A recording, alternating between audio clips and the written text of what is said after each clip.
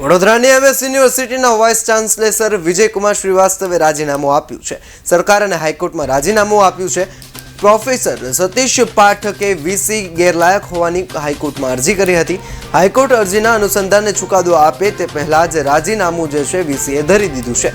Education વિભાગના professor Satish પાઠકે નિવેદન આપ્યું છે કે વિજયકુમાર શ્રીવાસ્તવ નકલી વીસી અને નકલી કર્નલ સાબિત થયા છે.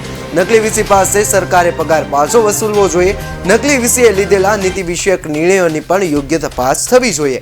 વિજયકુમાર શ્રીવાસ્તવનું વીસી તરીકે નામ આપનાર સર્ચ કમિટી સામે પણ પગલાં ભરો તેવું પ્રોફેસર સતીશ પાઠકે જણાવ્યું છે. સરકારે વિજયકુમાર શ્રીવાસ્તવની ખોટી રીતે નિમણૂક કરી છે, ત્યારે સમગ્ર મામલે સરકાર જવાબદાર છે તેવું નિવેદન પ્રોફેસરે આપ્યું હતું. આ વીસીએ સામેથી રાજીનામું આપી દીધું છે, એટલે હવે દૂધનું દૂધ ને પાણીનું પાણી થઈ ગયું છે અને સત્યનો વિજય થયો છે. કારણ કે એક જે અનાવૃત થયેલું સત્ય હતું, જે મને મારા એક મિત્ર દુષ્યંત પંડ્યાએ આરટીઆઈ કરી હતી, એમાંથી એવું જાણવા મળ્યું હતું કે યુજીસીના નિયમોનો સરેઆમ ભંગ થયો છે આમની નિમણૂકમાં, અને એ કરવામાં સરકાર પણ સીધી જવાબદાર હતી. કારણ કે છેલ્લી મિનિટ એમની અરજી દાખલ કરવામાં આવી અને માત્ર અરજી, એની સાથે કોઈ ડોક્યુમેન્ટરી એવિડન્સ નહોતા.